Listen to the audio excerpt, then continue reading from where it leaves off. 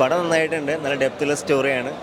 അതുപോലെ തന്നെ ഓരോ നല്ല മൂമെൻറ്റ്സും ഉണ്ട്, ആൾക്കാർക്ക് ഫാൻസിനായിക്കോട്ടെ എല്ലാവർക്കും ഇഷ്ടപ്പെടുന്ന മൂമെൻറ്റ്സും ഉണ്ട്. അപ്പോൾ ഓരോ നന്നായിട്ടുണ്ട്. സെക്കൻഡ് നല്ല കോമ്പോ, സ്ക്രീൻ ഫുൾ നിറഞ്ഞു നിൽക്കുന്നുണ്ട്, രണ്ടുപേരും നന്നായിട്ടുണ്ട്.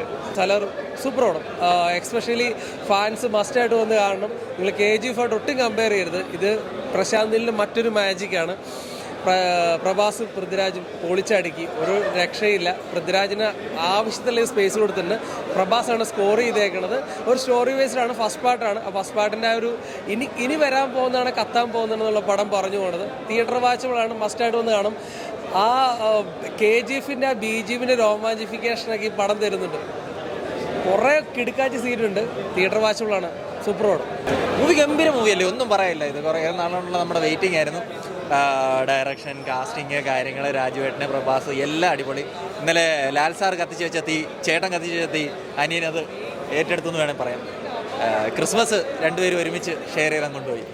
വേറെ ഒന്നും ഇനി പറയില്ല. ഓഫ് കോഴ്സ് ഇപ്പം തന്നെ പറയുമ്പോഴേ രോമാഞ്ചം തോന്നുന്നു. യെസ്, ആ റെബൽ സ്റ്റാർ, എന്തുകൊണ്ട് പ്രഭാസിനെ റെബൽ സ്റ്റാർ എന്ന് വിളിക്കുന്നു എന്ന് കറക്റ്റ് ഈ മൂവിയിൽ കാണിച്ചിട്ടുണ്ട്. ആ ലാസ്റ്റ് ഫൈറ്റ് സീൻ ഒന്നും പറയാനില്ല. എൻ്റെ പാർട്ട് 2 വേണ്ടിയാണ് വെയിറ്റിംഗ്. രാജു പ്രഭാസ് നല്ലോണം അഭിനയിച്ചിട്ടുണ്ട്. എല്ലാവരും നല്ലോണം അഭിനയിച്ചിട്ടുണ്ട്. എനിക്ക് പടം ഇഷ്ടപ്പെട്ടിട്ടുണ്ട്. അടിപൊളി പടമാണ്. തിയേറ്റർ എക്സ്പീരിയൻസ് ഇട്ട് എല്ലാവരും തിയേറ്ററിൽ പോയി കാണും.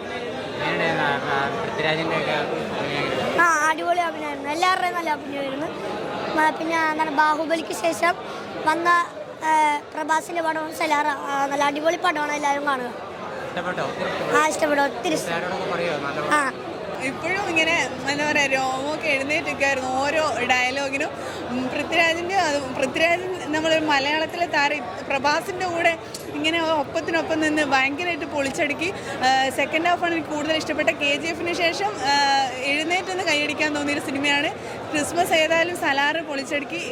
സെക്കൻഡ് പാർട്ടിന് വേണ്ടി വെയിറ്റ് ചെയ്യുന്നത് കട്ട വെയിറ്റിംഗ് ആണ്. ഓരോ ഡയലോഗിനും കൈയടിക്കാതെ ഒരു ഡയലോഗ് പോലും നമുക്കിതിൽ ഇരുന്ന് വെറുതെ ഇരുന്നിട്ട് കാണാൻ പറ്റില്ല. അത്രയും ഗംഭീരമായിരുന്നു.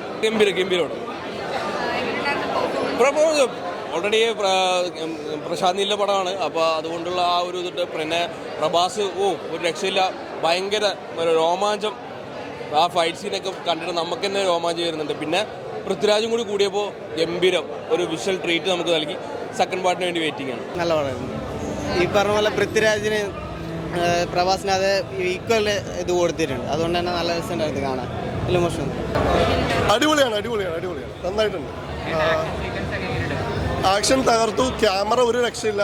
ആൻഡ് അതിൻ്റെ ഒരു scale of building is marvellous. Salaar നമ്മൾ KGF പ്രതീക്ഷിച്ചിട്ട് തന്നെയാണ് വന്നത്. തീർച്ചയായിട്ടും ആ ഒരു അനുഭവം തന്നെ കിട്ടി. പ്രശാന്ത് നീൽ എന്ന സംവിധായകൻ്റെ എനിക്ക് തോന്നുന്നു അടയാളപ്പെടുത്താൻ പറ്റിയ ഒരു നല്ലൊരു ചിത്രം. പ്രത്യേകിച്ച് പ്രഭാസ്, ബാഹുബലിക്ക് ശേഷം പ്രഭാസിൻ്റെ അതിശക്തമായ കഥാപാത്രം. നമ്മൾ എന്താണ് പ്രഭാസിൽ നിന്ന് പ്രതീക്ഷിക്കുന്നത്, അത് തീർച്ചയായിട്ടും തിയേറ്ററിൽ നിന്ന് കിട്ടി. അതോടൊപ്പം തന്നെ നമ്മുടെ മലയാളത്തിൻ്റെ പൃഥ്വിരാജും കൂടെ ചേർന്നപ്പോൾ നല്ലൊരു ടീം വർക്ക് തന്നെയാണ് കിട്ടിയത്. തീർച്ചയായിട്ടും തിയേറ്ററിൽ തന്നെ കാണാൻ പറ്റിയ നല്ലൊരു ചിത്രമാണ്. അടിപൊളി പടം. വേറൊരു യൂണിവേഴ്സ് പ്രശാന്തിൽ ഉണ്ടാക്കിയെടുത്തിരിക്കുകയാണ്. KGF ആയിട്ട് യാതൊരു ബന്ധവുമില്ല. പൃഥ്വിരാജ് തകർത്ത് വാരി, ഒന്നും പറയാനില്ല. പൃഥ്വിരാജിൻ്റെ സൂപ്പർ അഭിനയം. പ്രഭാസിനേക്കാൾ ഒരുപടി മുന്നിലാണ്. പൃഥ്വിരാജിൻ്റെ എൻട്രിയൊക്കെ അടിപൊളിയായിട്ടാണ് എടുത്തിരിക്കുന്നത്. സൂപ്പർ പടം കേട്ടോ, അടിപൊളി. ഇതോ സെക്കൻഡ് പാർട്ട് ഭയങ്കര പ്രതീക്ഷയായിട്ടിരിക്കുക. അവസാനം അതുപോലെയാണ് ചെയ്തു വെച്ചിരിക്കുന്നത്. KGFൻ്റെ അതേപോലെ തന്നെ സെക്കൻഡ് പാർട്ടിന് വേണ്ടി നമ്മൾ വെയിറ്റ് ചെയ്യുവാണ്. അത്ര അടിപൊളി, സൂപ്പർ പടം.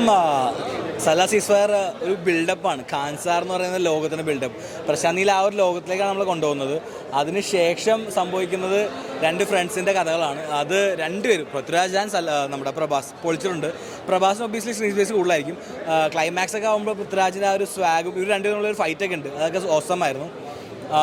പ്രഭാസിനെ പറ്റി പറയുകയാണെങ്കിൽ രണ്ട് മൂന്ന് സീരീസ് ഓഫ് ഫ്ലോപ്പിന് ശേഷം, ബാഹുബലി കണ്ടതിന് ശേഷം ആ ഒരു സ്വാഗോടെ അല്ലെങ്കിൽ സ്റ്റൈലോടെ ഇതിനകത്ത് കാണാൻ പറ്റി. I am very happy for him. പക്ഷേ പേഴ്സണലി എൻ്റെ മനസ്സിലൊരു ബെഞ്ച് മാർക്കുണ്ട് പ്രശാന്ത് നീൽ റേറ്റ് ചെയ്തത്. ആ ഒരു മൂവിയുടെ ആ ഒരു ലെവൽ എത്തിയിട്ടില്ല. ബട്ട് നിരാശപ്പെടുത്തില്ല. തിയേറ്ററിൽ ഒന്നും തന്നെ കാണാൻ എൻജോയ് ചെയ്യാൻ പറ്റിയ മൂവിയാണ്. പക്ഷേ ആ ഒരു എക്സ്പെക്ടേഷൻ വേണ്ട. ബട്ട് ഓസമാണ്. ഇനി ഒരു സെക്കൻഡ് പാർട്ടുണ്ട്, അതിനുവേണ്ടി ഒരു ക്ലിഫ് ഹാങ് തന്നെ നിർത്തിയേക്കണത്. അത് എങ്ങനെ KGF ബിൽഡപ്പ് ചെയ്തു, KGF ഉള്ളിൽ നിർത്തിയോ അതുപോലെ തന്നെ കുറച്ചുകൂടി ഒരു വലിയ മൂവി ആയിരിക്കും സലാർ 2 എന്തായാലും പ്രതീക്ഷിക്കാം. ബിൽഡപ്പൊക്കെ സൂപ്പറായിരുന്നു. പിന്നെ ഫസ്റ്റ് ഹാഫിൽ കുറച്ച് ഡ്രോബാക്ക് പോലെ തോന്നി, ഒരു ചെറിയ ലാഗ് പോലെ തോന്നി. അത് വേൾഡ് ബിൽഡപ്പ് ആയതുകൊണ്ടാണ്. ബട്ട് കാണുമ്പോൾ നിങ്ങൾ തിയേറ്ററിൽ തന്നെ ഒന്ന് കാണണം. അതിനുള്ള എല്ലാ സംഭവവും അതിനകത്ത് എടുത്ത് വെച്ചിട്ടുണ്ട്. ആൻഡ് ക്യാമിയോസ് ഒന്നുമില്ല ആസ് എക്സ്പെക്ടഡ്. That's it. ചില മാറ്റങ്ങളൊക്കെ എടുത്ത് ആ ഉഗ്രത്തിൻ്റെ ആ ഒരു രീതിയിൽ തന്നെയാണ് ഫസ്റ്റ് ഹാഫ് പോകുന്നത്. സെക്കൻഡ് ഹാഫിലോട്ട് വരുമ്പോഴത്തേക്കാണ് ആ ഒരു ഗെയിം ഓഫ് ത്രോൺസ് പോലെ ആ ഒരു ഫാമിലി ഉണ്ടാവുന്ന കോൺഫ്ലിക്റ്റ് കാര്യങ്ങൾ ഒക്കെ ബിൽഡ് ചെയ്ത് തന്നെ ഇതിനൊരു വലിയൊരു വേൾഡ് ബിൽഡിംഗ് ഉണ്ട് സലാറിന്. ആ വേൾഡ് ബിൽഡിംഗ് എക്സ്റ്റാബ്ലിഷ് ചെയ്യണതിൽ വർക്കൗട്ട് ആയിട്ടുണ്ട്. പിന്നെ എന്താണെന്ന് വെച്ചിട്ടുണ്ടെങ്കിൽ സെക്കൻഡ് ഹാഫിൽ നല്ല രീതിയിൽ ബിൽഡപ്പ് ചെയ്ത് വന്നിട്ട് അത് എലിവേറ്റ് ചെയ്യണ കുറച്ച് ടൈം കഴിയുമ്പോഴാണ് ആ ഒരു ബിൽഡപ്പ് കിട്ടിക്കഴിഞ്ഞിട്ട് ആ സ്പോട്ടിൽ തന്നെ എലിവേറ്റ് ചെയ്തിട്ടുണ്ടായിരുന്നെങ്കിൽ ഒരു ഇമ്പാക്റ്റ് കിട്ടിയാണ്. പക്ഷേ കുറച്ച് കഴിഞ്ഞിട്ടാണ് എലിവേറ്റ് ചെയ്യണം. അപ്പോൾ ആ ഒരു ഇമ്പാക്റ്റ് അങ്ങനെ കിട്ടണില്ല ആ സമയത്ത്. പിന്നെ ക്ലൈമാക്സിലോട്ടൊക്കെ വരുമ്പോഴത്തേക്കും നന്നായി തന്നെ വന്നിട്ടുണ്ട്. പിന്നെ സർട്ടിഫിക്കറ്റ് കൊടുക്കേണ്ട കാര്യം ഉണ്ടായിട്ട് തോന്നിയിട്ടേ ഇല്ല. പിന്നെ ഫൈറ്റ് കാര്യങ്ങളൊക്കെ നന്നായിട്ടുണ്ട്. അൻബറവിൻ്റെ ആക്ഷൻ സീക്വൻസ് ആണല്ലോ. പിന്നെ പ്രശാന്ത് നീലിൻ്റെ മേക്കിംഗ് ഒക്കെ നന്നായി തന്നെ വന്നിട്ടുണ്ട്.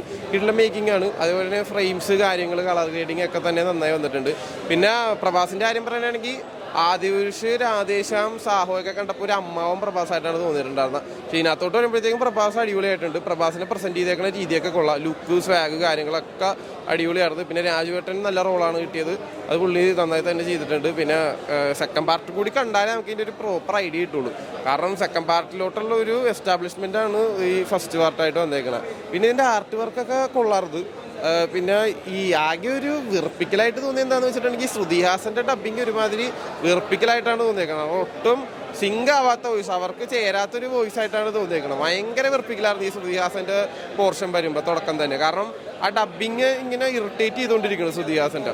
ഒരു അവിഞ്ഞ ഡബ്ബിങ് ആയിട്ടാണ് തോന്നിയത് ശ്രുതിഹാസൻ്റെ. പിന്നെ ബാക്കി പ്രഭാസിൻ്റെ പൃഥ്വിരാജിൻ്റെ ഡബ്ബിങ് ഒക്കെ നന്നായി തന്നെ വന്നിട്ടുണ്ട്. ഓവറോൾ കണ്ടിരിക്കുക, തിയേറ്ററിൽ തന്നെ കാണാൻ പറ്റിയതാണ്. പിന്നെ വയലൻസ് അങ്ങനെ ഇല്ല. ആക്ഷൻ സീക്വൻസ് ഒക്കെ നന്നായി തന്നെ അത്യാവശ്യം വന്നിട്ടുണ്ട്. അത് അൻബറവിൻ്റെ ആണല്ലോ, അപ്പോൾ അതിൻ്റെ ക്വാളിറ്റി എന്തായാലും സിനിമയിൽ കാണുന്നുണ്ട്. പക്ഷേ വയലൻസ് അങ്ങനെ ഇല്ല. ചോരക്കളിയൊക്കെ പ്രതീക്ഷിച്ചിട്ട് അങ്ങനത്തെ ചോരക്കളിയൊന്നുമില്ല. ഈ അനിമലിനെ പോലത്തെ ചോരക്കളിയൊന്നുമില്ല. കുറച്ചും കൂടി വയലൻ്റ് ആക്കാറുണ്ട്. ഭയങ്കര വയലൻസ് ഞാൻ പ്രതീക്ഷിച്ചായിരുന്നു. അപ്പോൾ അത്രയത്തേക്കും അങ്ങനെ വന്നിട്ടില്ല, അത്ര വയലൻ്റായിട്ട് വന്നിട്ടില്ല. എന്തായാലും ഈ ക്യാരക്ടർ ഡെവലപ്മെൻ്റ് ഒക്കെ നന്നായി തന്നെ വന്നേക്കണം. ഫസ്റ്റ് ഹാഫിലെ പ്രഭാസിൻ്റെ ബിൽഡപ്പും കാര്യങ്ങളൊക്കെ നൈസായിരുന്നു. സെക്കൻഡ് ഹാഫിലോട്ട് വരുമ്പോൾ പക്ഷേ സെക്കൻഡ് ഹാഫിൽ അതൊന്ന് ഫാസ്റ്റാക്കി എലിവേറ്റ് ചെയ്യാറുണ്ടെന്ന് തോന്നിയായിരുന്നു. അതെ, ഇത് പറയുകയാണെങ്കിൽ നമുക്ക് KGF അത്ര പറ്റത്തില്ല. പക്ഷേ ഇതൊരു വേറെ ഒരു പാറ്റേൺ ഓഫ് മൂവി, ഒരു സ്റ്റോറിയാണ് ഇതിൻ്റെ. പിന്നെ പറയുകയാണെങ്കിൽ പ്രശാന്തിൻ്റെ ഡയറക്ഷനും BGM എല്ലാം അടിപൊളിയായിട്ടുണ്ട്. പിന്നെ പൃഥ്വിരാജിന് ഫസ്റ്റ് ഹാഫിൽ ഇൻ്റർവ്യൂവിൽ കുറച്ച് ലാഗ് ഉണ്ടായിരുന്നു, സ്ലോ ആയിരുന്നു. പിന്നെ പൃഥ്വിരാജിന് ഫസ്റ്റ് ഹാഫിൽ ഒരു റോളില്ല. പിന്നെ സെക്കൻഡ് ഹാഫിലാണ് പൃഥ്വിരാജ് പ്രഭാസ് നമ്മളെ ബോണ്ടും തുടങ്ങിയ എല്ലാം സെക്കൻഡ് ഹാഫിലാണ് സ്റ്റോറി സ്റ്റാർട്ട് ചെയ്യുന്നത്. പിന്നെ പറയുകയാണെങ്കിൽ ഒരു ആക്ഷൻ ബാക്ക് മൂവിയാണ്. പിന്നെ ക്ലൈമാക്സിൽ ഒരു ട്വിസ്റ്റുണ്ട്, എല്ലാം ഉണ്ട്. പിന്നെ സെക്കൻഡ് ഹാഫ് ഒക്കെ വരുവാണെങ്കിൽ, പിന്നെ സെക്കൻഡ് പാർട്ട് വരുവാണെങ്കിൽ നമുക്ക് ഇതിനെപ്പറ്റി പറയാൻ പറ്റും. പിന്നെ first half so far so ഗുഡാണ്. പക്ഷേ കുറച്ച് വയലൻസ് കൂടുതലാണ്. അപ്പം അത് ഫാമിലിക്ക് ഇഷ്ടപ്പെടുമോ ഇല്ലയോ എനിക്കറിയത്തില്ല. പക്ഷേ എന്തായാലും അല്ലാത്ത ജനറേഷനൊക്കെ ഇഷ്ടപ്പെടും, പറഞ്ഞാൽ ബാച്ചലേഴ്സിനൊക്കെ ഇഷ്ടപ്പെടും. പിന്നെ കാരണം ആക്ഷൻ പാക്ഡ് ആണ് മൂവിയാണ്, ആക്ഷൻ പാക്ഡ് ആണ്. പിന്നെ സെക്കൻഡ് ഹാഫ് പൃഥ്വിരാജ് പ്രഭാസ് ഒരുപോലെ സ്കോർ ചെയ്ത സംഭവം. പിന്നെ നമുക്ക് KGF അത്രയ്ക്കും വരത്തില്ല. പക്ഷേ എന്നാലും നമുക്ക് ഈ സംഭവം പടത്തിലെ ഡ്രോബാക്സ് എന്ന് വെച്ചാൽ ഫസ്റ്റ് ഹാഫ് ലാഗിന് മാത്രമേ ഉള്ളൂ. സെക്കൻഡ് ഹാഫ് ഓക്കെ ആയിട്ടുണ്ട്. പിന്നെ ക്ലൈമാക്സിൽ ട്വിസ്റ്റുണ്ട്, പിന്നെ ആക്ഷനുണ്ട്. ആക്ഷൻ കുറച്ച് നീണ്ടുപോയെങ്കിലും കുഴപ്പമില്ല, നമുക്ക് സംഭവം കണ്ടിരിക്കാം.